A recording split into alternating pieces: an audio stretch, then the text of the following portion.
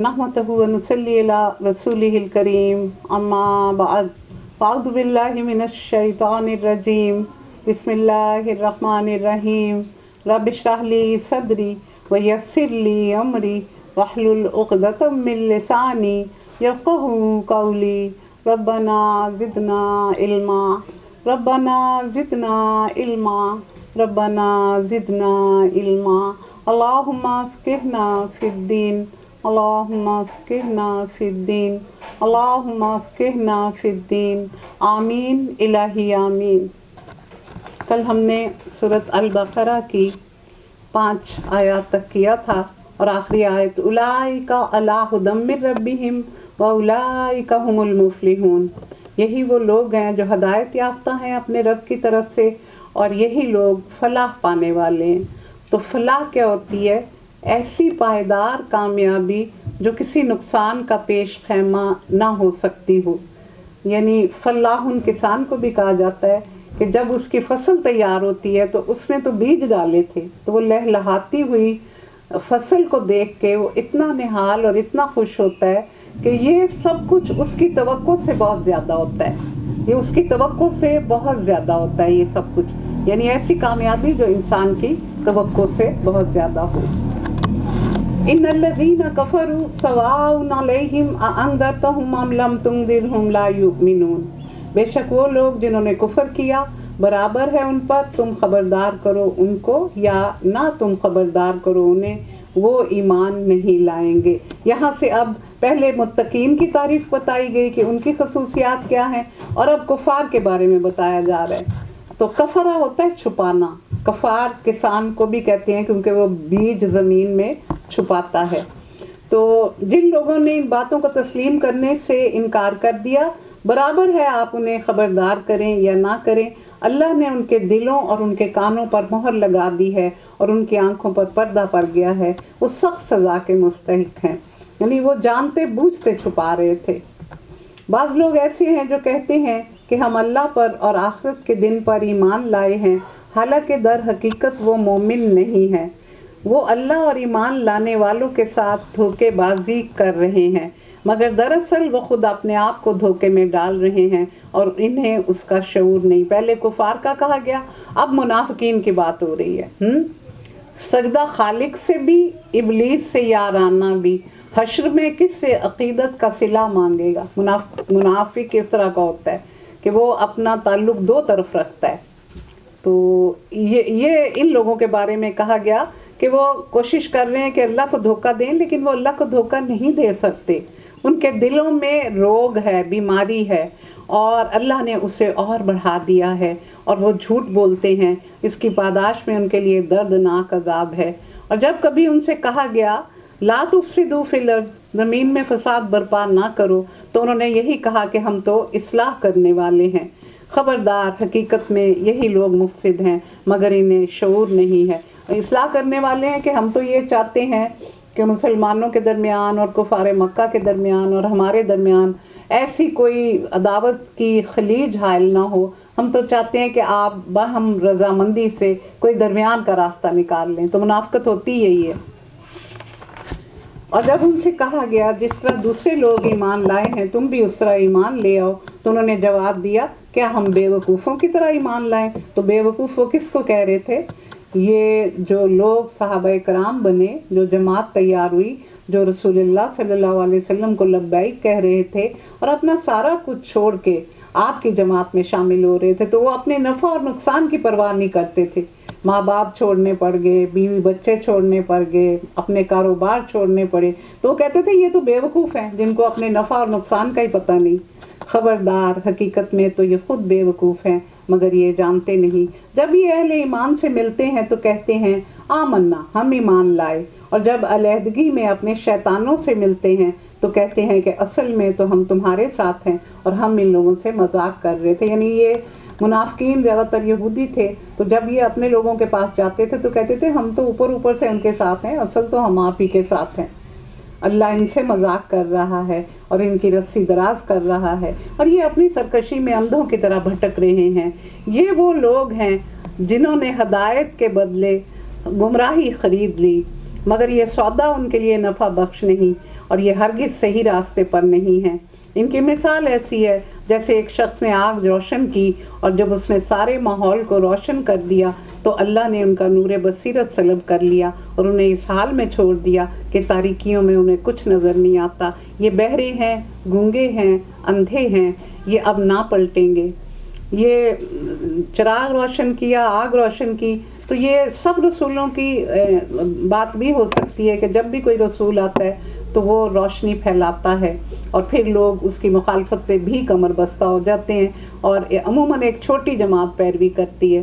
تو یہاں رسول اللہ صلی اللہ علیہ وسلم کے لیے کہا گیا کہ آپ کو صادق اور امین کہتے تھے اور آپ کی دیانت کی اور آپ کی نیکیوں کی سب تعریف کرتے تھے، لیکن جب آپ نے اپنی نبوت کا اعلان کیا تو یہ سب آپ کے خلاف کمر بستہ ہو گئے۔ تو یہاں یہی کہا گیا کہ پھر اب اتنی تیز روشنی ہو گئی کہ ان کی آنکھیں چندھا گئی ہیں، حالانکہ تورات میں رسول اللہ صلی اللہ علیہ وسلم کے بارے میں سارا کچھ لکھا ہوا تھا اور وہ خود اپنی کتاب میں اسے پڑھتے بھی تھے، لیکن وہ ماننا نہیں چاہتے تھے۔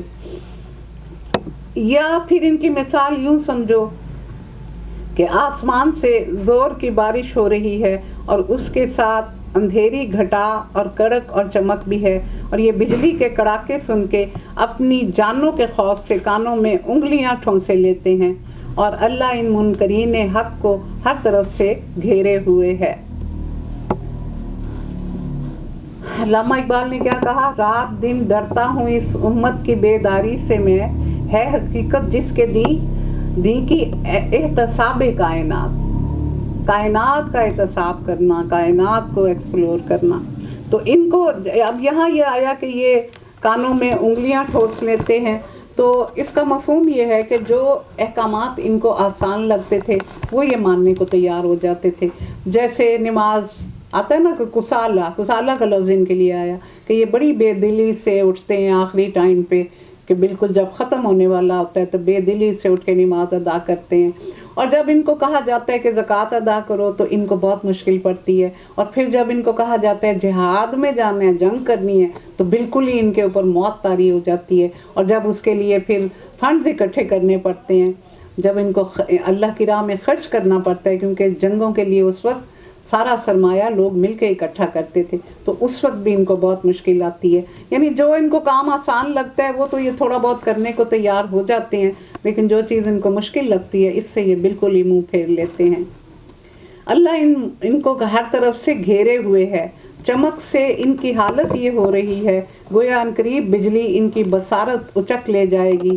جب ذرا روشنی محسوس ہوتی ہے تو اس میں چل لیتے ہیں، اور جب اندھیرا چھا جاتا ہے تو کھڑے ہو جاتے ہیں۔ اللہ چاہتا تو ان کی سماعت اور بصارت دونوں ہی چھین لیتا، یقیناً وہ ہر چیز پر قدرت رکھتا ہے۔ لوگوں، بندگی اختیار کرو اپنے رب کی جو تمہارا اور تم سے پہلے جو لوگ گزرے ہیں ان سب کا خالق ہے۔ اب یہاں یہ کیوں کہا گیا کہ جو تم سے پہلے گزرے ہیں؟ کیونکہ شرک کی ابتدا اپنے بزرگوں کی مورتیاں بنانے سے ہوئی، پہلے ان کی تصویریں بنائی گئیں۔ شرک کی ابتدا حضرت نوح علیہ السلام کے دور میں ہوئی تھی، جب ان کے 5 بزرگ اس دور کے یکے بعد دیگرے انتقال کر گئے، اور لوگ ان کے پاس جاتے تھے اور دین کی باتیں سیکھتے تھے۔ ان کے جانے کے بعد ایک خلا پیدا ہو گیا، تو پھر لوگوں نے ان کی قبر پہ جا کے بیٹھے رہنا اور روتے رہتے تھے۔ تو شیطان کو یہ انسان کی جو کیفیت غم کی ہوتی ہے اور آہوزاری کی ہوتی ہے، وہ شیطان کے لیے بڑا آسان ہو جاتا ہے کام اس کا۔ تو اس نے اس وقت ان کو ورغلایا کہ دیکھو سارے کام چھوڑ کے آ جاتے ہو، قبر پہ بیٹھے رہتے ہو، تو تم ایسے کرو کہ ان کی تصویر بنا لو، اپنے گھر میں رکھ لینا، وہاں ان سے بات کر لیا کرنا۔ بس وہی لمحہ تھا کہ جب بت پرستی کی ابتدا ہو گئی، پہلے انہوں نے تصویر بنائی اور بعد میں پھر ان کی مورتیاں بنانا شروع ہو گئے۔ تو یہاں اس چیز کی طرف اشارہ کیا گیا کہ جن کو تم پوج رہے ہو وہ ان کو بھی تو اللہ نے ہی پیدا کیا تھا، وہ معبود نہیں ہے۔ تمہارے بچنے کی توقع اسی صورت سے ہو سکتی ہے، وہی تو ہے جس نے تمہارے لیے زمین کا فرش بچھایا، آسمان کی چھت بنائی، اوپر سے پانی برسایا، اس کے ذریعے سے ہر طرح کی پیداوار نکال کر تمہارے لیے رزق باہم پہنچایا۔ بس تم جانتے ہو تو دوسروں کو اللہ کا مد مقابل نہ ٹھہراؤ۔ یہاں ند کا لفظ آیا ہے، فَلَا تَجْعَلُوا لِلَّهِ أَنْدَادًا وَأَنْتُمْ تَعْلَمُونَ۔ ند نہ بناؤ، اللہ کے ہمسر نہ بناؤ۔ وَإِن كُنتُمْ رَيْبٍ مِّمَّا نَزَّلْنَا عَلَىٰ عَبْدِنَا فَأْتُوا بِسُورَةٍ مِّن مِّثْلِهِ وَادْعُوا شُهَدَاءَكُم مِّن دُونِ اللَّهِ إِن كُنتُمْ صَادِقِينَ۔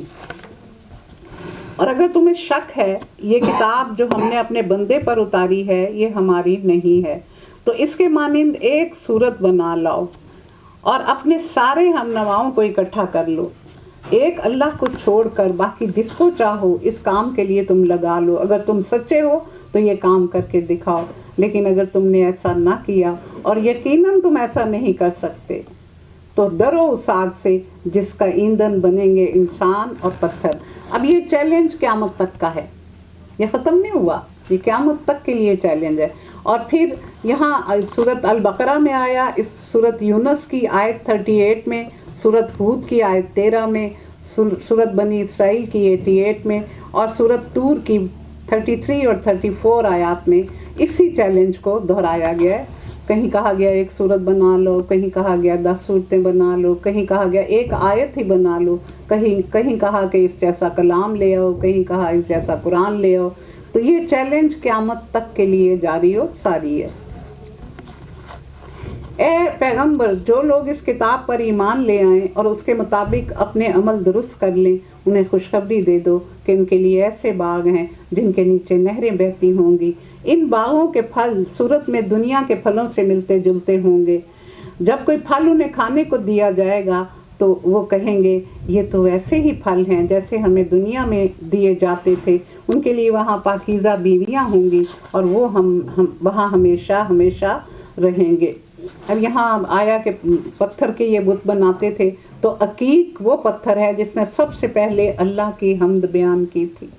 ہم سمجھتے ہیں نا چیزیں بے جان ہیں، تو اللہ کی ہر چیز میں جان ہے، اور ہر چیز قرآن پاک میں آتا ہے کہ ہر چیز میری تسبیح بیان کرتی ہے لیکن تم اس کی تسبیح کو سمجھتے نہیں ہو۔ اور پھر دیکھیں پھلوں کا آیا تو پھل دنیا کے پھلوں سے ملتے جلتے کیوں ہوں گے کہ ان کی شکل دنیا کے پھلوں جیسی ہوگی اور ان کا ذائقہ بالکل فرق ہوگا۔ یہ اس لیے کیا جائے گا کہ انسان اپنی عادت کا غلام ہوتا ہے۔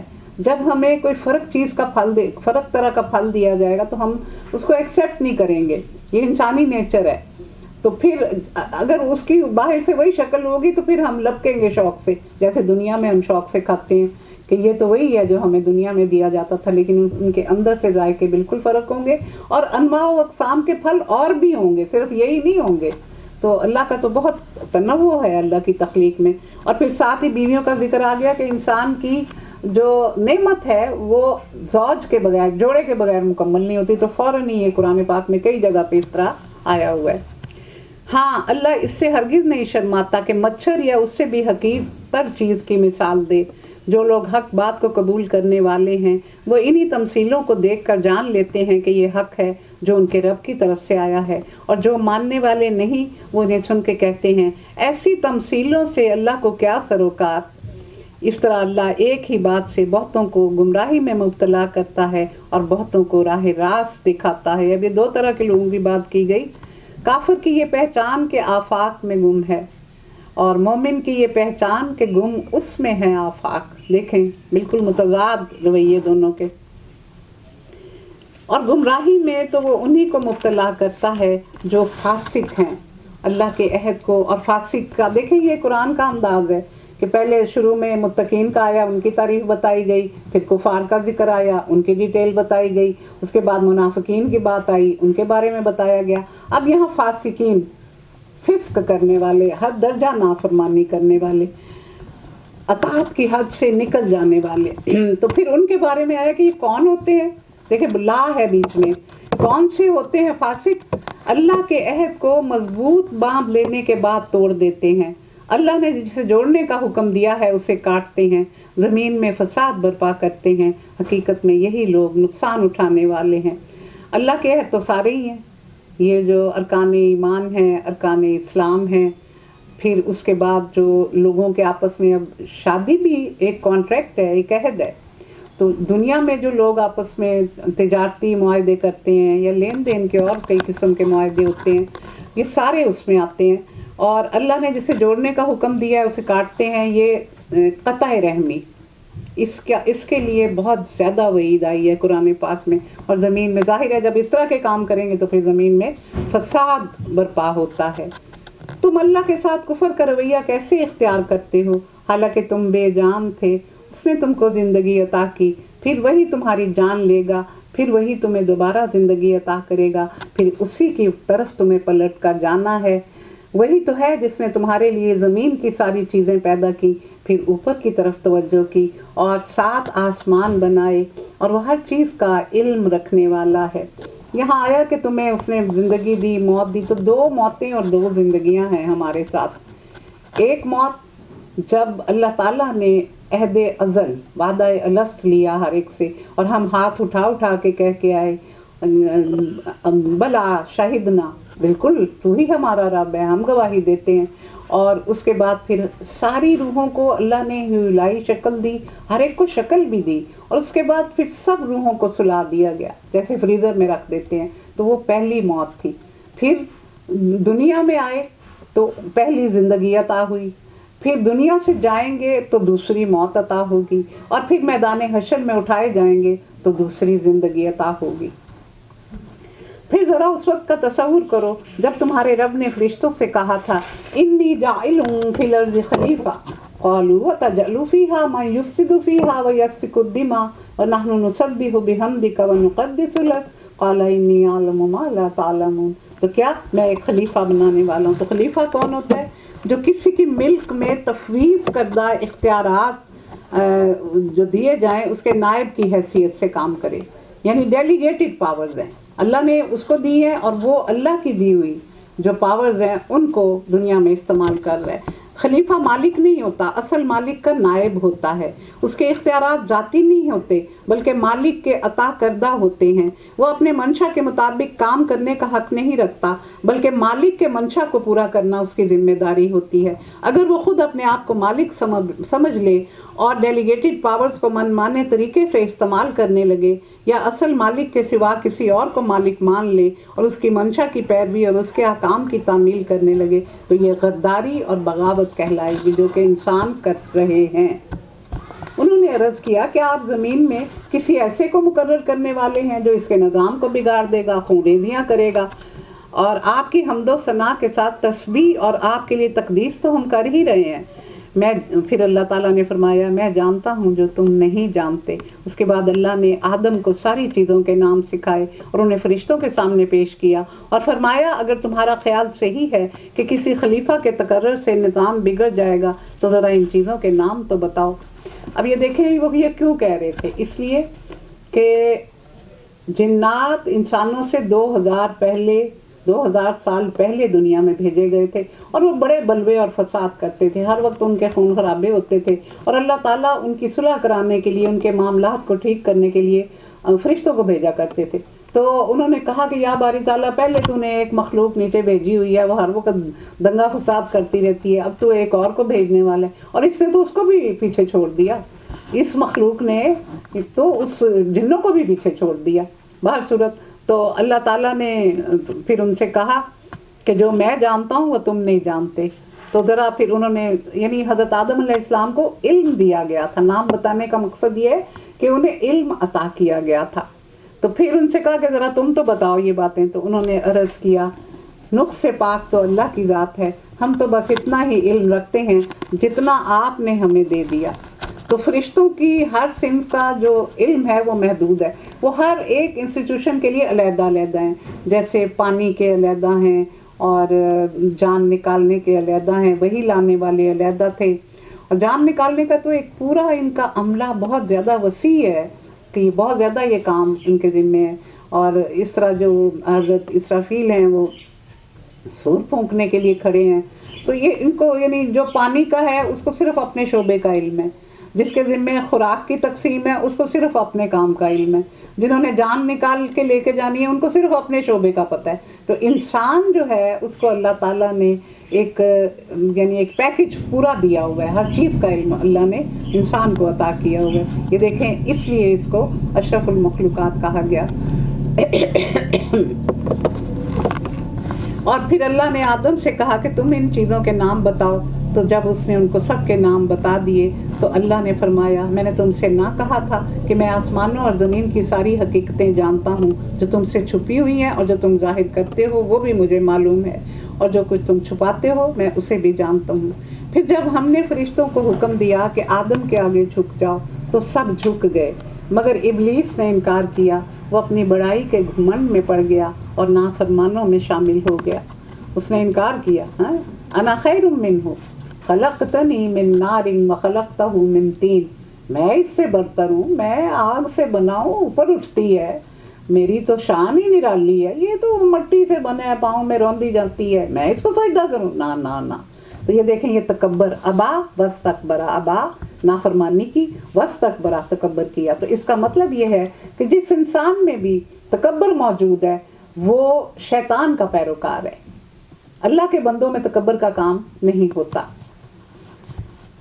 اور وہ نافرمانوں میں شامل ہو گیا۔ پھر ہم نے آدم سے کہا تم اور تمہاری بیوی دونوں جنت میں رہو اور بافراغت جو چاہو کھاؤ، مگر اس درخت کا رخ نہ کرنا ورنہ ظالموں میں شمار ہو جاؤ گے۔ آخرکار شیطان نے ان دونوں کو اس درخت سے ترغیب دے کر ہمارے حکم کی پیروی سے ہٹا دیا اور انہیں اس حالت سے نکلوا کر چھوڑا جس میں وہ تھے۔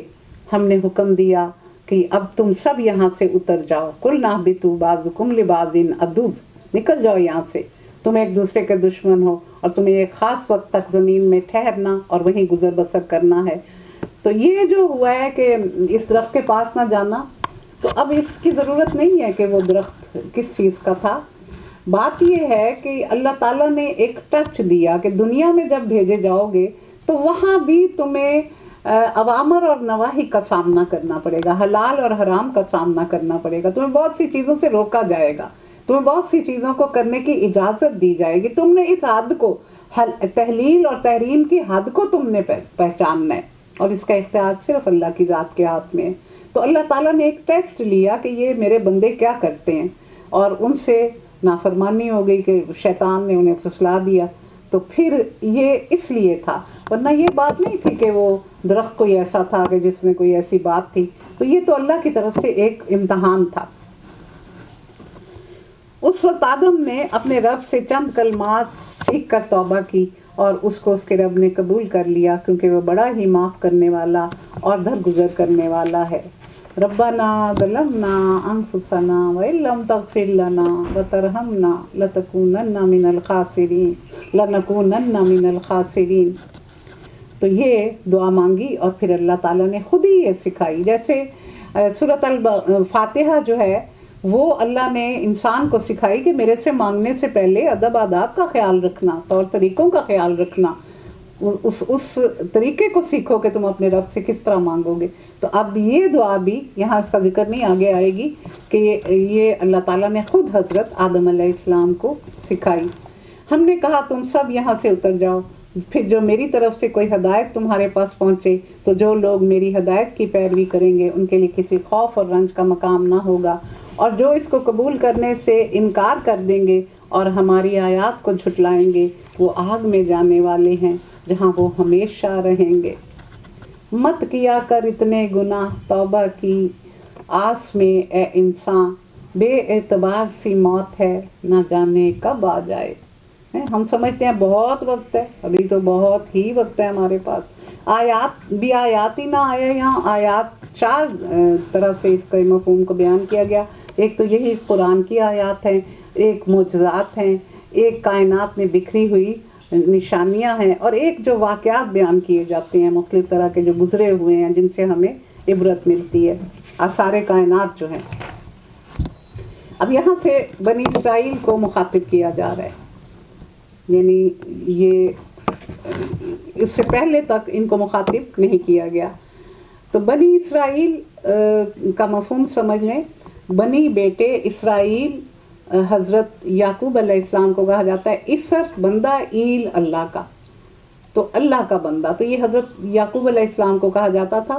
اور حضرت یعقوب علیہ السلام کو یعقوب نام کیوں دیا گیا کہ یہ دو جڑواں بھائی تھے، ایک ان سے پہلے تھوڑی دیر پہلے پیدا ہوا اور یہ بعد میں آئے تو اس لیے ان کو یعقوب کہا گیا۔ تو اے یعقوب کے بیٹو بنی اسرائیل، یاد خیال کرو میری اس نعمت کو کا جو میں نے تم کو عطا کی تھی، میرے ساتھ تمہارا جو عہد تھا تم اسے پورا کرو، اور جو تمہارے ساتھ عہد تھا اسے میں پورا کروں گا، اور مجھ سے ڈرو۔ میرے ساتھ عہد کیا ہے کہ یہ ہمارے ساتھ تو عہد ہر مسلمان کے ساتھ یہی ہے نا کہ اللہ کی عبادت کی جائے، شرک سے بچا جائے، اور یہ ہر دور میں ہر نبی نے یہی تعلیم دی ہے۔ اور پھر رسول اللہ صلی اللہ علیہ وسلم کے بارے میں ہر ایک سے کہا گیا کہ تمہارے بعد جو نبی آئے گا تم لوگ اس کی مدد کرو گے۔ تو یہ سارے عہد ہیں جو ہم اپنے رب کے ساتھ کرتے ہیں، ارکان ایمان، ارکان اسلام، تو تم اگر پورا کرو گے تو میں تمہارے ساتھ۔ تو اللہ کے عہد بندے سے کیا ہے کہ بہت اچھا انجام ہوگا، جنت کا کے ذکر سے پورا قرآن بھرا ہوا ہے۔ اور میں نے جو کتاب بھیجی ہے اس پر ایمان لاؤ، اس کتاب کی تائید میں ہے جو تمہارے پاس پہلے سے موجود تھی، لہذا سب سے پہلے تم اس کے منکر نہ بن جاؤ، تھوڑی قیمت پر میری آیات کو نہ بیچو۔ اب یہ تورات کے بارے میں کہا گیا کہ تم نے تحریف کی کینچی چلا دی، تم نے اس کو اس کی اصل پہ نہیں چھوڑا، تم نے اس کو بدل دیا۔ تو اب یہ جو کتاب میں بھیج رہا ہوں یہ بھی ویسی ہی ہے، لیکن اس کی حفاظت کا ذمہ اللہ نے خود لے لیا۔ اور تھوڑی قیمت پر میری آیات کو نہ بیچو۔ تو تھوڑی قیمت پر کا مطلب یہ نہیں ہے کہ زیادہ قیمت پر بیچ لو، بلکہ اس کا مقصد یہ ہے کہ میری آیات کو اگر تم بیچو گے، یعنی اپنے مفادات کے لیے لوگوں کو غلط بتاؤ گے۔ آج بھی یہ کام ہو رہا ہے، یہ نہیں کہ یہ ختم ہو گیا۔ لوگ لالچ کے لیے لوگوں کو غلط سلط باتیں بتا کے تو کر لیتے ہیں، مال بنا لیتے ہیں، آج بھی یہ کام ہو رہا ہے۔ تو یہ آیات کو بیچنا ہی ہے، اللہ کے احکامات کو بیچنا ہی یہ کہلاتا ہے کہ جب اس کے صحیح حکم کو جو اللہ نے نازل کیا ہے کھول کے لوگوں کو نہ بتایا جائے اور ان پر عمل نہ کروایا جائے، اور اپنے دنیاوی مفادات کے لیے اس میں تبدیلی کر کے ان کو بیچ کا کوئی راستہ بتا دیا جائے۔ تو یہ اب بھی ہو رہا ہے اور اس وقت بھی ہوتا تھا۔ تو اللہ کی آیات کے مقابلے میں جتنا بھی رقم لے لی جائے، کروڑوں بھی لے لیے جائیں، تو وہ تھوڑی ہی ہے، کیونکہ یہ تو انمول ہے۔ اور میرے غضب سے بچو، باطل کا رنگ چڑھا کے حق کو مشتبہ نہ بناؤ، اور نہ جانتے بوجھتے حق کو چھپانے کی کوشش کرو۔ نماز قائم کرو، زکوٰۃ ادا کرو، اور جو لوگ میرے آگے جھک رہے ہیں ان کے ساتھ تم بھی جھک جاؤ۔ تم دوسروں کو تو نیکی کا راستہ اختیار کرنے کے لیے کہتے ہو، مگر اپنے آپ کو بھول جاتے ہو، حالانکہ تم کتاب کی تلاوت کرتے ہو۔ کیا تم عقل سے بالکل ہی کام نہیں لیتے؟ یہ زیادہ تر وہ یہودیوں کو کہا جا رہا ہے۔ صبر اور نماز سے مدد لو، بے شک نماز ایک سخت مشکل کام ہے، مگر ان فرما بردار بندوں کے لیے مشکل نہیں جو سمجھتے ہیں کہ آخر کار انہیں اپنے رب سے ملنا اور اسی کی طرف پلٹ کر جانا ہے۔ مشکل اس کے لیے ہے جو اس کا عادی نہیں ہوتا۔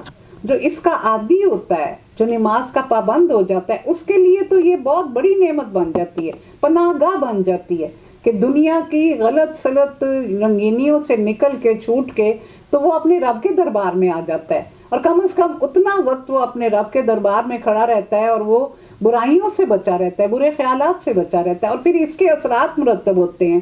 اور پھر 5 وقتہ نماز جب ادا کی جاتی ہے تو پھر ہر تھوڑی دیر کے بعد تو پھر اللہ کا دربار سجتا ہے۔ تو اس کا مطلب ہے کہ نماز پڑھنے والا انسان برائیوں سے کافی حد تک چھوٹ جاتا ہے۔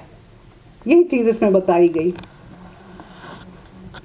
اے بنی اسرائیل، یاد کرو میری اس نعمت کو جس سے میں نے تمہیں نوازا تھا، اور اس بات کو کہ میں نے تمہیں دنیا کی ساری قوموں پر فضیلت عطا کی تھی، اور ڈرو اس دن سے جب کوئی کسی کے کام نہ آئے گا، نہ کسی کی طرف سے سفارش قبول کی جائے گی، نہ کسی کو فدیہ لے کے چھوڑا جائے گا، اور نہ مجرموں کو کہیں سے مدد مل سکے گی۔ یعنی آج تو تم رشوت بھی دے دیتے ہو، سفارش بھی کرا لیتے ہو، مال لگا کے کام نکلوا لیتے ہو، لیکن وہاں صرف ایک ہی چیک کیش ہوگا، اور وہ ہوگا تمہارے نیک اعمال کا، اور کوئی چیز وہاں کام نہیں آئے گی۔ یاد کرو وقت جب ہم نے تمہیں فرعون کی غلامی سے نجات بخشی، انہوں نے تمہیں سخت عذاب میں مبتلا کر رکھا تھا۔ وہ تمہارے لڑکوں کو ذبح کرتے تھے اور تمہاری عورتوں کو زندہ رکھتے تھے۔ اس حالت میں تمہارے رب کی طرف سے تمہاری بہت بڑی آزمائش تھی۔ یاد کرو وہ وقت جب ہم نے سمندر پھاڑ کر تمہارے لیے راستہ بنایا، اور پھر اس میں سے تمہیں بخیریت گزار دیا، پھر وہیں تمہاری آنکھوں کے سامنے فرعونیوں کو غرق کر دیا۔ یاد کرو جب ہم نے موسیٰ کو 40 شبانہ روز کی قرارداد پر بلایا تو اس کے پیچھے تم بچڑے کو اپنا معبود بنا بیٹھے اور اس وقت تم نے بڑی زیادتی کی تھی۔ اس پر بھی ہم نے تمہیں معاف کر دیا۔ کہ جب یہ لوگ وہاں سے نکل کے صحرائے سینا میں پہنچے تو پھر ضرورت پیش آئی کہ ان کو شریعت دی جائے. تو پھر 40 شب و روز کے لیے آپ کو بلایا گیا. 30 کے لیے بلایا گیا تھا، حضرت موسیٰ علیہ السلام جلدی چلے گئے تو 10 دن اور بڑھ گئے. تو اب ان کو شریعت اور عملی زندگی کی ہدایات کی ضرورت تھی، تو اللہ تعالیٰ نے حضرت موسیٰ علیہ السلام کو اس غرض کے لیے اوپر بلایا تھا. وَإِذْ آتَيْنَا مُوسَى الْكِتَابَ وَالْفُرْقَانَ لَعَلَّكُمْ تَهْتَدُونَ. پھر ہم نے دی موسیٰ کو کتاب اور فرقان تاکہ تم ہدایت پا جاؤ. تو فرقان فرق کا روٹ ہے، فرق کرنا. تو وہ چیز جس کے ذریعے سے حق اور باطل کا فرق نمایاں ہو، اور اس کو کسوٹی بھی کہا جاتا ہے. فرقان سے مراد دین کا وہ علم اور فہم ہے جس سے آدمی حق اور باطل میں فرق کر سکتا ہے. یہ صلاحیت، یہ ضمیر کو بھی کہا جاتا ہے. یہ باطنی قوتیں جو قلبی قوتیں ہیں ہماری اندر، یعنی ایمان کی قوتیں جو انسان کے قلب میں ہوتی ہیں، ان کو بھی یہ کہا جاتا ہے.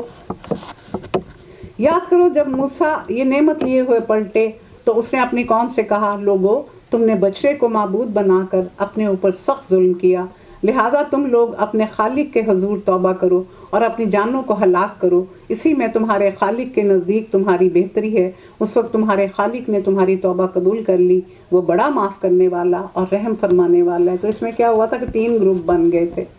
ایک وہ تھے جنہوں نے بچے کی پرستش بالکل نہیں کی تھی، ایک سائڈ پہ رہے، لیکن انہوں نے دوسروں کو بھی نہیں روکا.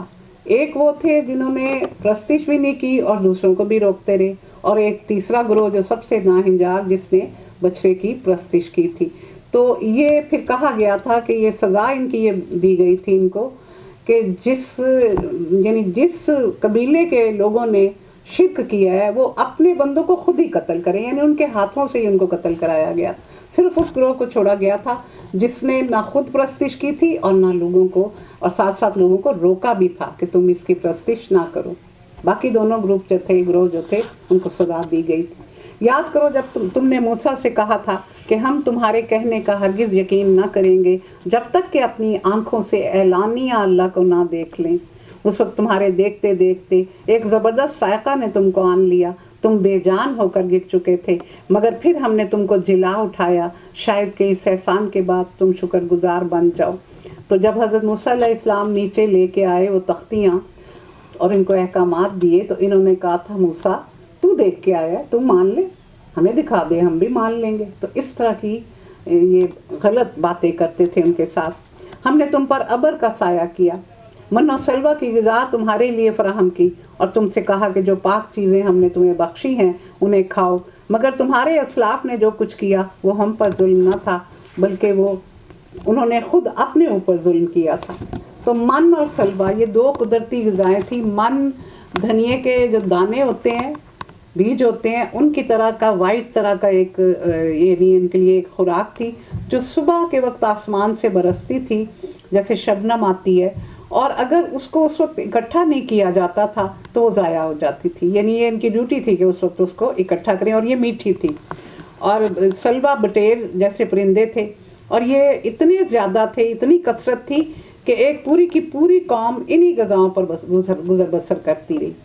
تو اس طرح اللہ نے ان کی، یعنی لاکھوں کی تعداد میں یہ تھے، تو اللہ نے ان کے بارش یعنی بادلوں کا سایہ کر دیا، کیونکہ مکان تو تھے نہیں 5-6 لوگوں کے لیے، تو ہمیشہ ان کے اوپر بادل کا سایہ رکھا تاکہ یہ وہاں اپنا وقت گزار سکیں، اور ان کے کھانے کا یہ انتظام کیا. پھر جب ہم نے تم سے کہا کہ یہ بستی جو تمہارے سامنے ہے اس میں داخل ہو جاؤ، یہ شتیم کی بستی تھی یا ریحا کا کوئی علاقہ تھا. اس کی پیداوار جس طرح چاہو مزے سے کھاؤ، مگر بستی کے دروازے میں سجدہ ریز ہوتے ہوئے داخل ہونا، یعنی حتّتن کہتے ہوئے داخل ہونا. ہم تمہاری خطاؤں سے درگزر کر دیں گے اور نیکوکاروں کو مزید فضل اور کرم سے نوازیں گے. مگر جو بات کہی گئی تھی ظالموں نے اس کو بدل کر رکھ دیا، اور ہم نے ظلم کرنے والوں پر آسمان سے عذاب نازل کیا. یہ سزا تھی ان نافرمانیوں کی جو وہ کر رہے تھے. اب یہاں ان کو جب ایک بستی میں داخل ہونے کے لیے کہا گیا تو کہا گیا حتّتن کا مطلب ہے ہمیں بخش دے. یہ کہتے ہوئے جانا اور وہاں کے لوگوں پر ظلم نہ کرنا، کیونکہ جب کوئی علاقہ فتح کیا جاتا تھا تو اس وقت کے دستور کے مطابق وہ لوگوں کو بہت زیادہ قتل و غارت گری کرتے تھے، ان کے املاک کو تباہ کرتے تھے، درختوں کو جلا دیتے تھے، فصلوں کو بھی جلا دیتے تھے، جانوروں کے ساتھ برا سلوک۔ تو یہ اس طرح کی یعنی ہسٹری ہمیں بتاتی ہے کہ اس طرح کے واقعات تب بہت زیادہ ہوتے تھے۔ تو ان کو روکا گیا کہ تم ان کو معاف کرنا، اور جھکتے ہوئے، سجدہ کرتے ہوئے، یعنی اللہ کا خوف دل میں رکھتے ہوئے تم اس میں داخل ہونا اور اللہ سے دعا کرنا کہ وہ تمہیں بخش دے۔ لیکن انہوں نے کیا کیا؟ انہوں نے حنطۃ کہا، حنطۃ، اور اس کا مطلب ہے کہ ہمیں گندم چاہیے۔ تو اس طرح انہوں نے اس چیز کو بدل دیا۔ یاد کرو جب موسیٰ نے اپنی قوم کے لیے پانی کی دعا کی تو ہم نے کہا فلاں چٹان پر اپنا عصا مار، چنانچہ اس سے 12 چشمے پھوٹ پڑے، اور ہر قبیلے نے جان لیا کہ کون سی جگہ اس کے پانی لینے کی ہے۔ اس وقت یہ ہدایت کر دی گئی کہ اللہ کا دیا ہوا رزق کھاؤ پیو، اور زمین میں فساد نہ پھیلاتے پھرو۔ اب کہا جاتا ہے کہ یہ چٹان جس پر حضرت موسیٰ علیہ السلام نے اپنا عصا پھینکا تھا وہ آج بھی موجود ہے، اور اس میں سوراخ بھی موجود ہیں۔ یاد کرو جب تم نے کہا تھا کہ اے موسیٰ ہم ایک ہی طرح کے کھانے پر صبر نہیں کر سکتے، اپنے رب سے دعا کرو کہ ہمارے لیے زمین کی پیداوار، ساگ، ترکاری، گیہوں، لہسن، پیاز، دال وغیرہ پیدا کر دے۔ تو موسیٰ نے کہا کیا ایک بہتر چیز کی بجائے تم ادنا درجے کی چیز لینا چاہتے ہو؟ اچھا کسی شہری آبادی میں جا رہو، تم جو کچھ مانگتے ہو وہاں تمہیں مل جائے گا۔ یعنی وہ من اور سلوہ کھاتے کھاتے وہ اکتا گئے، اور بڑا تنگ کرتے تھے یہ حضرت موسیٰ علیہ السلام کو۔ تو کہتے تھے کہ وہاں ہم مچھلی کھاتے تھے، وہاں ہم یہ کھاتے تھے، حالانکہ غلامی کی زندگی بسر کر رہے تھے، لیکن اس طرح کی باتیں کرتے تھے۔ اور انہوں نے کہا کہ ہم یہ کھانا اب اور نہیں کھا سکتے۔ آخرکار نوبت یہاں تک پہنچی کہ ذلت اور خواری اور پستی اور بدحالی ان پر مسلط کر دی گئی، اور وہ اللہ کے غضب میں گھر گئے۔ یہ نتیجہ تھا اس کا کہ وہ اللہ کی آیات سے کفر کرنے لگے اور پیغمبروں کو ناحق قتل کرنے لگے۔ یہ نتیجہ تھا ان کی نافرمانیوں کا، اور اس بات کا کہ وہ حدود شرع سے نکل جاتے تھے۔ اللہ کی حدود سے آج بھی لوگ نکل جاتے ہیں، اور اس وقت بھی ایسا ہی تھا۔ تو یہ جو آیا کہ انبیاء کو قتل کرتے تھے، تو حضرت الیاس کو انہوں نے اتنا تنگ کیا تھا کہ جزیرہ نمائے سینا کے پہاڑوں میں انہیں پناہ لینی پڑی۔ پھر حضرت میکایہ کو انہوں نے حکم دیا کہ ان کو جیل میں بھیج دیا جائے حق گوئی کے جرم میں۔ ان کے لیے یہ آرڈیننس جاری کیے گئے کہ اور ان کو کھانا بھی نہ دینا اور ان کو مصیبت کا پانی پلانا، یعنی اتنے زیادہ ظلم ان کے ساتھ کیے گئے۔ پھر زکریا نبی، ان کو ہیکل سلیمانی اور قربان گاہ کے درمیان سنسار کر دیا گیا تھا حضرت زکریا کو، اور اس کے بعد یرمیہ نبی کو رسی سے باندھ کر کیچڑ بھرے حوض میں لٹکا دیا گیا تھا تاکہ وہ بھوک اور پیاس سے سوکھ کر مر جائیں۔ اور اس کے بعد حضرت آموس کو ان کو نکل جانے کا حکم دیا، اور انہوں نے جا کر جنگلوں اور پہاڑوں میں پناہ لی۔ اور حضرت یحییٰ جب انہوں نے ان کی بد اخلاقیوں کے خلاف آواز اٹھائی تو ہیروڈیس جو اس دور کا حکمران تھا، اس نے پہلے ان کو قید کیا اور پھر اپنی معشوقہ کے حکم پر ان کا سر قلم کر کے ایک تھال میں رکھ کے اسے تحفتاً دے دیا۔ یہ نبیوں کے ساتھ یہ کرتے رہے ہیں۔ ان الذين آمنوا والذين هادوا والنصارى والصابئين من آمن بالله واليوم الآخر وعمل صالحا فلهم أجرهم عند ربهم ولا خوف عليهم ولا هم يحزنون۔ یقین جانو نبی عربی کو ماننے والے ہوں یا یہودی یا عیسائی یا صابی، جو بھی اللہ اور روز آخرت پر ایمان لائے گا اور نیک عمل کرے گا، اس کا اجر اس کے رب کے پاس ہے، اور اس کے لیے کسی خوف اور رنج کا موقع نہیں ہوگا۔ یعنی چاہے وہ پہلے یہودی تھا، عیسائی تھا، صابی تھا، جو بھی تھا، جو شخص اللہ پر ایمان لا کر نیک عمل کرے گا تو اس کے لیے اللہ تعالیٰ نے بڑے انعام رکھے ہوئے، کیونکہ وہ یہ سمجھتے تھے یہودی اور عیسائی کہ بس ہم اللہ کے چہیتے اور پیارے ہیں، تو یہاں ان کی اس چیز کو رد کیا گیا۔ یاد کرو وہ وقت جب ہم نے طور کو تم پر اٹھا کر تم سے پختہ عہد لیا تھا اور کہا تھا کہ جو کتاب ہم تمہیں دے رہے ہیں اسے مضبوطی کے ساتھ تھامنا، اور جو احکام اور ہدایات اس میں درج ہیں انہیں یاد رکھنا۔ اسی ذریعے سے توقع کی جا سکتی ہے کہ تم تقویٰ کی روش پر چل سکو گے، مگر اس کے بعد تم اپنے عہد سے پھر گئے۔ اس پر بھی اللہ کے فضل اور اس کی رحمت نے تمہارا ساتھ نہ چھوڑا، ورنہ تم کبھی کے تباہ ہو چکے ہوتے۔ پھر تمہیں اپنی قوم کے ان لوگوں کا قصہ تو معلوم ہے جنہوں نے سبت کا قانون توڑا تھا. ہم نے انہیں کہا کہ بندر بن جاؤ اور اس حال میں رہو کہ تم پر ہر طرف سے پھٹکار پڑے. سب تو تے روک دینا، رک جانا، روک دینا. تو سبت یعنی ہفتے کا دن یہودیوں نے اپنے لیے خود چنا تھا، اور اس میں یہ کہا گیا تھا کہ نہ کوئی کھانا پکائے گا، نہ کوئی ملازموں سے خدمت لے گا، نہ کوئی کھیتی باڑی کرے گا، نہ کوئی کاروبار کرے گا، تو جانوروں سے بھی خدمت نہیں کوئی لے گا. تو اس طرح انہوں نے یہ دن اپنے لیے خود چنا تھا، اور اس پہ پھر بعد میں انہوں نے خود ہی اس کے خلاف ورزی بھی کی تھی، اور اس وقت اس کی سزا قتل تھی کہ جو سب کے دن کی خلاف ورزی کرے گا، یعنی اس دن کاروبار کرے گا یا شکار کرے گا، جو بھی کرے گا، تو اس کے لیے پھر قتل کی سزا تھی. لیکن یہ بعد میں خود ہی انہوں نے مانگا تھا اور خود ہی انہوں نے اس کی خلاف ورزیاں بھی کی.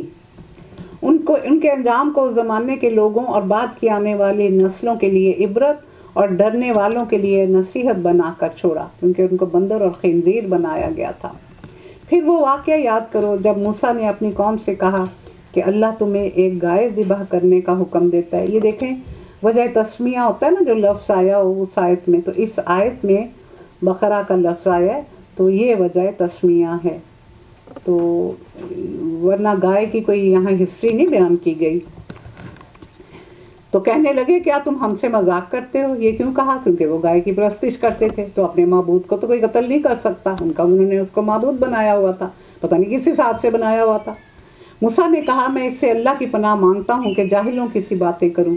بولے اچھا اپنے رب سے درخواست کرو کہ وہ ہمیں اس گائے کی کچھ تفصیل بتائے. موسیٰ نے کہا اللہ کا ارشاد ہے کہ وہ ایسی گائے ہونی چاہیے جو نہ بوڑھی ہو نہ بچیا ہو بلکہ درمیانی عمر کی ہو، لہذا جو حکم دیا جاتا ہے تم اس پر عمل کرو. پھر کہنے لگے اپنے رب سے یہ اور پوچھ دو کہ اس کا رنگ کیسا ہو. موسیٰ نے فرمایا وہ زرد رنگ کی گائے ہونی چاہیے جس کا رنگ ایسا شوخ ہو کہ دیکھنے والوں کو بہت اچھا لگے. پھر بولے اپنے رب سے صاف صاف پوچھ کر بتاؤ کیسی گائے مطلوب ہے، ہمیں اس کے تعین میں شبہ پڑ گیا ہے، اللہ نے چاہا تو ہم اس کا پتہ لگا لیں گے. موسیٰ نے جواب دیا اللہ کہتا ہے کہ وہ ایسی گائے ہے جس سے خدمت نہیں لی جاتی، نہ زمین جوتتی ہے نہ کھیتوں کو پانی دیتی ہے، صحیح اور سالم اور بے داغ ہے، یعنی اس کے اوپر سپاٹ نہیں ہے دوسرے کلر کے، ایک رنگ کی ہے. اس پر وہ پکار اٹھے ہاں اب تم نے ٹھیک پتہ بتایا. پھر انہوں نے اسے ذبح کیا، ورنہ وہ ایسے کرتے معلوم نہ ہوتے تھے. تو وہ یہ سوال کیوں کر رہے تھے؟ دراصل وہ اس کی پوجا کرتے تھے اور وہ اس کو ذبح نہیں کرنا چاہتے تھے. وہ چاہتے تھے کہ یہ لمبے لمبے سوال کریں گے تو شاید بات ادھر سے ادھر ہو جائے اور ہمارے اوپر سے یہ جو آ گیا عذاب کہ ہم اپنی گائے اپنے معبود کو ذبح کریں تو یہ ہم سے ٹل جائے گا. تو وہ اس تلاش میں تھے، سوال پہ سوال، سوال پہ سوال. لیکن اس کا نتیجہ کیا نکلا کہ زیادہ سوال پوچھنے سے ایگزیکٹ وہ اس گائے پہ پہنچ گئے جس کی وہ پرستش کرتے تھے. ورنہ پہلی دفعہ جب انہوں نے کہا تھا کوئی گائے پکڑتے اور ذبح کر دیتے، لیکن سوال پوچھ پوچھ کے وہ اسی گائے پہ آ گئے جس کی وہ پرستش کرتے تھے. اور تمہیں یاد ہے وہ واقعہ جب تم نے ایک شخص کی جان لی تھی، پھر اس کے بارے میں جھگڑنے اور ایک دوسرے پر قتل کا الزام لگانے لگ گئے، اور اللہ نے فیصلہ کر دیا کہ جو کچھ تم چھپا رہے ہو اسے وہ کھول کے رکھے گا. اس وقت ہم نے حکم دیا کہ مقتول کی لاش کو گائے کے ایک حصے سے، گوشت کے ایک حصے سے ضرب لگاؤ. دیکھو اس طرح اللہ مردوں کو زندگی بخشتا ہے اور وہ تمہیں اپنی نشانیاں دکھاتا ہے تاکہ تم سمجھو. اب یہ دیکھیں اس میں قسامہ کا قانون بتایا گیا ہے. ایک شخص کو قتل کیا گیا اور کہا جاتا ہے کہ اس کے چچا نے قتل کیا تھا، قاتل کا پتہ نہیں چل رہا تھا. تو پھر اللہ تعالیٰ نے فرمایا کہ تم اس گائے کو ذبح کرو اور گائے کے گوشت کا ایک ٹکڑا مقتول کی لاش پہ مارنا، تو وہ پھر اس میں زندگی آ جائے گی اور وہ تمہیں اپنے قاتل کا پتہ بتا دے گا. اور ایسا ہی ہوا. تو اللہ تعالیٰ نے کیوں کہا کہ جس کی تم عبادت کرتے ہو وہ تو انسانوں کے فائدے کی چیز ہے، تو انسانوں کے فائدے کے لیے میں نے بنائی ہے اور تم اس کو معبود بناتے ہو. تو ان کو یہ بھی ثابت کرنا تھا کہ یہ انسانوں کے لیے بنایا گیا ہے. تو پھر اس نے وہ تھوڑی دیر کے لیے وہ مقتول زندہ ہوا اور اس نے بتا دیا کہ اسے اس کے چچا نے قتل کیا ہے. مگر ایسی نشانیاں دیکھنے کے بعد بھی آخرکار تمہارے دل سخت ہو گئے، پتھروں کی طرح سخت، بلکہ سختی میں کچھ ان سے بھی بڑھے ہوئے. کیونکہ پتھروں میں سے تو کوئی ایسا ہے جس میں سے چشمے پھوٹ بہتے ہیں، کوئی پھٹتا ہے اور اس میں سے پانی نکل آتا ہے، اور کوئی اللہ کے خوف سے لرز کا گر پڑتا ہے. اللہ تمہارے کرتوتوں سے بے خبر نہیں. اب دیکھیں یہ 3 طرح کے پتھروں کا ذکر آیا. تو پہلے آیا کہ چشمے پھوٹتے ہیں، تو یہ تو ہماری ہر جگہ پہ ہمارے پہاڑوں میں سے چشمے پھوٹ پھوٹ کے باہر آ رہے ہیں، یہ تو ایک روٹین کا ہی کام ہے۔ پھر آیا کہ کوئی ایسا ہے کہ پھٹتا ہے تو اس میں سے پانی نکل آتا ہے، تو ابھی میں نے بتایا کہ انہوں نے چٹان پر اپنا عصا مارا تو 12 سوراخ ہو گئے، اور 12 قبیلے تھے تو ہر قبیلے کے لیے علیحدہ علیحدہ پانی کا ماخذ نکل آیا۔ تو یہ بتایا گیا کہ کوئی پھٹتا ہے تو اس میں سے پانی نکل آتا ہے۔ پھر بتایا کہ کوئی اللہ کے خوف سے گر جاتا ہے، تو یہ جب حضرت موسیٰ علیہ السلام نے کہا تھا کہ میں یا باری تعالیٰ میں تمہیں دیکھنا چاہتا ہوں، تیرا دیدار کرنا چاہتا ہوں، تو اللہ تعالیٰ نے فرمایا تھا موسیٰ لن ترانی، تم مجھے ہرگز نہیں دیکھ سکتے، تمہاری بصارت یہ برداشت ہی نہیں کر سکتی، ہاں تم پہاڑ کی طرف دیکھو، اگر یہ میری تجلی برداشت کر گیا تو تم بھی مجھے دیکھ لو گے۔ لیکن وہ پہاڑ ریزہ ریزہ ہو کے گر گیا تھا، تو یہ اس کا ذکر ہے۔ اللہ کا کلام کتنا خوبصورت ہے، ایک پوری کہانی ہوتی ہے 2-3 لفظوں میں۔ اے مسلمانوں، اب کیا ان لوگوں سے تم یہ توقع رکھتے ہو کہ یہ تمہاری دعوت پر ایمان لے آئیں گے؟ حالانکہ ان میں سے ایک گروہ کا شیوا یہ رہا کہ اللہ کا کلام سنا اور خوب سمجھ بوجھ کر دانستہ اس میں تحریف کر ڈالی۔ تحریف کا مطلب یہ ہے کہ بات کو اصلی مفہوم سے بدل دینا۔ اب یہ 2-3 طریقوں سے، 3-4 طریقوں سے کرتے تھے۔ ایک تو وہ یہ کرتے تھے کہ وہ حکم ہی نکال دیتے تھے اور اپنے علماء کا کچھ ڈال دیتے تھے ڈائریکٹ، اور ایک وہ یہ کرتے تھے کہ اس کی جیسے تفسیر ہو تو تفسیر میں وہ بات لے آتے تھے جو وہ منوانا چاہتے ہیں لوگوں سے۔ پھر اس کے علاوہ وہ الفاظ کو بیان کرتے ہوئے زبان مروڑ کے، جیسے رائنا کو رائینہ کہہ دیتے تھے، اسی طرح وہ زبان کو مروڑ کے الفاظ کو بدل دیتے تھے۔ اور یہ 3-4 طریقے تھے جن سے انہوں نے یعنی تورات کو بالکل بدل کے رکھ دیا تھا۔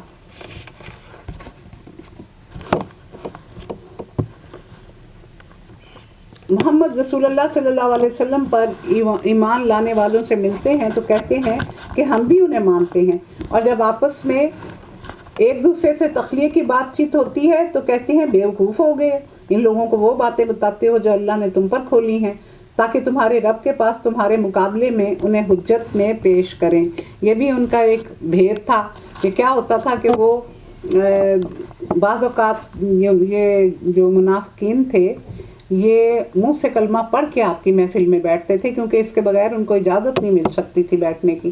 تو جب یہ آپ کی محفل میں ہوتے تھے تو کئی دفعہ ان کے منہ سے نکل جاتا تھا، کسی کے اچانک بے ساختہ منہ سے نکل جاتا تھا، ہاں ہماری کتاب میں بھی یہ ہے۔ تو پھر ان کی شکایت جو دوسرے منافق اس محفل میں شریک ہوتے تھے وہ جا کے اپنے علماء کو لگاتے تھے کہ یہ دیکھو انہوں نے فلاں وقت ان کے سامنے، مسلمانوں کے سامنے یہ اعتراف کیا کہ ہماری کتاب میں یہ چیز موجود ہے۔ تو یہاں اس چیز کا ذکر کیا گیا۔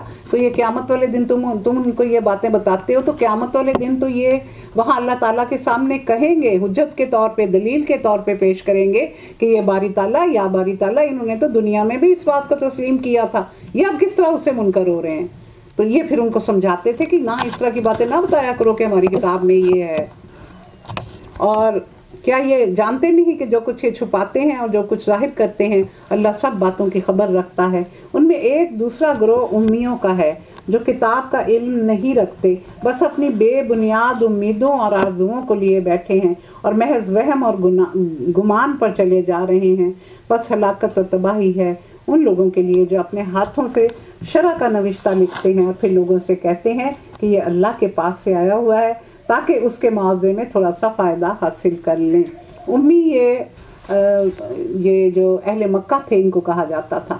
امی وہ شخص ہوتا ہے جس نے کسی جگہ سے علم حاصل نہ کیا ہو، نہ اس کے پاس کتاب ہو، نہ کوئی درسگاہ ہو، اس نے ماں کی گود سے ہی سیکھا ہو جو کچھ سیکھا ہو۔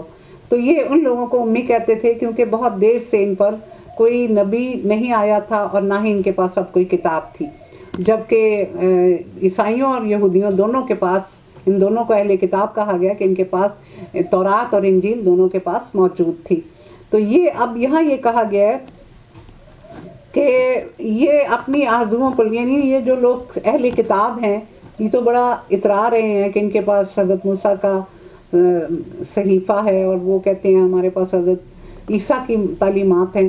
تو یہ جو کفار مکہ ہیں یہ ویسے ہی بڑا اتراتے تھے، یہ کہتے تھے کہ ہم تو اولاد ہی اپنے بابا کی یعنی حضرت ابراہیم علیہ السلام کی ہیں، اور ہم تو بڑے فضیلت دیے گئے لوگ ہیں. جہاں وہ لوگ اپنے آپ کو فضیلت دیا گیا وہ سمجھتے تھے، تو یہ بھی یہ کہتے تھے کہ ہمیں فضیلت حاصل ہے، ہمیں حضرت ابراہیم علیہ السلام کی وجہ سے اور اس خانہ کعبہ کی تبلیغ کی وجہ سے ہمیں بہت اہمیت حاصل ہے اور ہم بڑے قابل احترام ہیں. تو یہاں یہی بات اس میں ذکر کی گئی ہے کہ یہ پھر یہ کیا کرتے ہیں، یہودی کیا کرتے تھے کہ یہ اپنے علماء کی باتیں ڈالنے کے بعد لوگوں سے کہتے تھے کہ یہ اللہ نے لکھا ہوا ہے. یہ تھوڑی بتاتے تھے کہ ہم نے اپنا پسندیدہ حکم ڈالا ہے اور اللہ کا حکم نکال دیا ہے. تو پھر ان کو کہتے تھے کہ یہ اللہ کی طرف سے آیا ہے، اور تھوڑے سے فائدے کے لیے، تھوڑے سے دنیاوی فائدے کے لیے یہ اللہ کی کتاب میں تحریف کر دیتے تھے. ان کے ہاتھوں کا یہ لکھا بھی ان کے لیے تباہی کا سامان ہے، اور ان کی یہ کمائی بھی ان کے لیے موجب ہلاکت ہے. وہ کہتے ہیں کہ دوزخ کی آگ ہمیں ہرگز چھونے والی نہیں، الا یہ کہ چند روز کی سزا مل جائے تو مل جائے. یہ چند روز کیا ہے کہ ہم نے تو کوئی گناہ ہی نہیں کیا، ہم تو اللہ کے بڑے پیارے ہیں، اللہ کے بیٹے ہیں، اللہ کے محبوب ہیں. اللہ نے تو خود کہا ہے کہ اس نے ہمیں تمام قوموں پر فضیلت دی ہے، تو ہم سے تو کوئی گناہ نہیں ہوا. وہ تھوڑے دن بس جب حضرت موسیٰ علیہ السلام گئے تھے تورات لینے کے لیے تو تھوڑی سی خطا ہو گئی تھی، وہ بھی ہم نے جا کے 70 سرداروں نے جا کے اجتماعی توبہ کر لی تھی. تو ہم نے تو کوئی ایسا گناہ نہیں کیا کہ ہمیں آگ چھوئے گی. ان سے پوچھو کیا تم نے اللہ سے کوئی عہد لیا ہے جس کی خلاف ورزی وہ نہیں کر سکتا، یا بات یہ ہے کہ تم اللہ کے ذمے ڈال کر ایسی باتیں کہہ دیتے ہو جن کے متعلق تمہیں خود بھی کچھ علم نہیں. اس نے ان کا ذمہ لیا ہے، آخر تمہیں دوزخ کی آگ کیوں نہ چھوئے گی. جو بھی بدی کمائے گا اپنی خطا کاری کے چکر میں پڑا رہے گا وہ دوزخی ہے اور وہ دوزخ میں ہمیشہ رہے گا. اور جو لوگ ایمان لائیں گے اور نیک عمل کریں گے وہی جنتی ہیں اور جنت میں وہ ہمیشہ رہیں گے. یاد کرو اسرائیل کی اولاد، یا بنی اسرائیل، یاد کرو جب ہم نے پختہ عہد لیا تھا تم سے کہ اللہ کے سوا کسی کی عبادت نہ کرنا، ماں باپ کے ساتھ، رشتہ داروں کے ساتھ، یتیموں مسکینوں کے ساتھ نیک سلوک کرنا، لوگوں سے بھلی بات کہنا، نماز قائم کرنا، زکوٰۃ ادا کرنا. مگر تھوڑے آدمیوں کے سوا تم سب اس عہد سے پھر گئے اور اب تک پھرے ہوئے ہو. پھر ذرا یاد کرو جب ہم نے تم سے مضبوط عہد لیا تھا کہ آپس میں ایک دوسرے کا خون نہ بہانا، نہ ایک دوسرے کو گھر سے بے گھر کرنا. تم نے اس کا اقرار کیا تھا، تم خود اس پر گواہ ہو. مگر آج وہی تم ہو کہ اپنے بھائی بندوں کو قتل کرتے ہو، اپنے برادری کے لوگوں کو بے خان ماں کر دیتے ہو، ظلم اور زیادتی کے ساتھ ان کے خلاف جتھے بندیاں کرتے ہو، اور جب وہ لڑائی میں پکڑے ہوئے تمہارے پاس آتے ہیں تو ان کی رہائی کے لیے فدیے کا لین دین کرتے ہو، حالانکہ انہیں ان کے گھروں سے نکالنا ہی سرے سے تم پر حرام تھا. کیا تم کتاب کے ایک حصے پر ایمان لاتے ہو اور دوسرے حصے کے ساتھ کفر کرتے ہو؟ اب یہاں کیا بتایا گیا ہے کہ یہودی بھی ایک دوسرے کے اوپر ظلم کرتے تھے. کس طرح کہ مدینہ میں 2 قبیلے تھے، اوس اور خزرج. خزرج کے دوست تھے بنو قینقاع، اور اوس کے تھے دونوں بنو نذیر اور بنو قریظہ. تو اس طرح اوس اور خزرج میں بہت زیادہ جنگیں ہوتی تھیں، اور جنگ بواس تو کئی سال جاری رہی.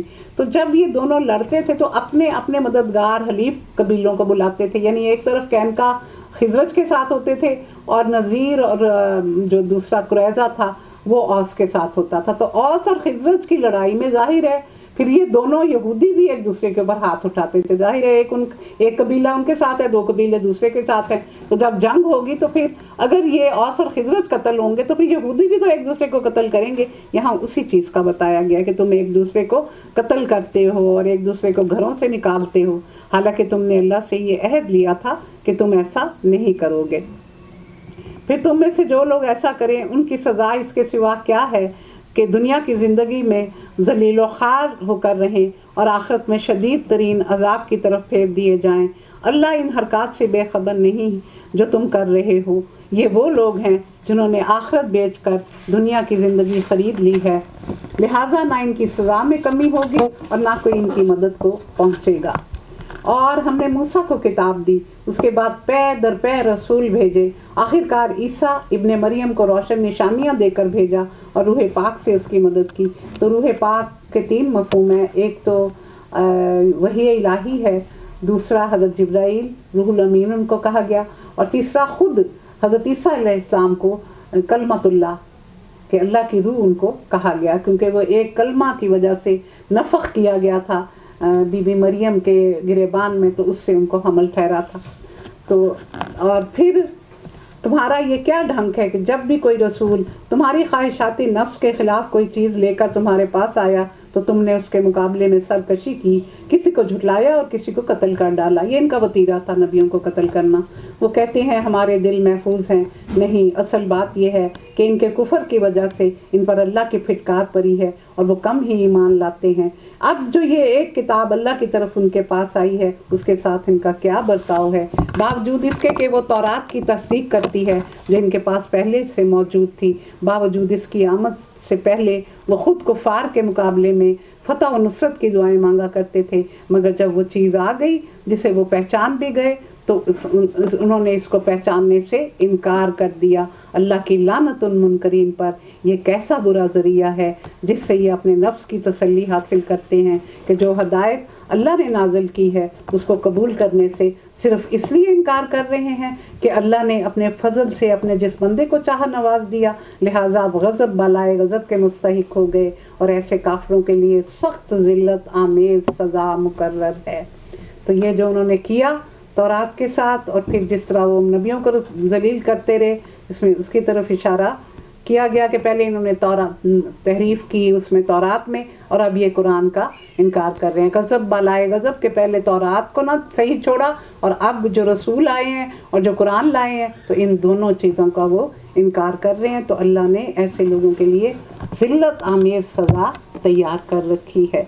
तो हमने आज कर लिया है 90 आयत तक, कल इंशाल्लाह 91 से हम स्टार्ट करेंगे। सुब्हानकल्लाहुम्मा व बिहम्दिका नशहदु अन ला इलाहा इल्ला अंता नस्तगफिरुका व नतूबु इलैक। आमीन इलाही आमीन। रब्बना तक़ब्बल मिन्ना इन्नका अंतस समीउल अलीम व तुब अलैना इन्नका अंतत तव्वाबुर रहीम। आमीन इलाही आमीन।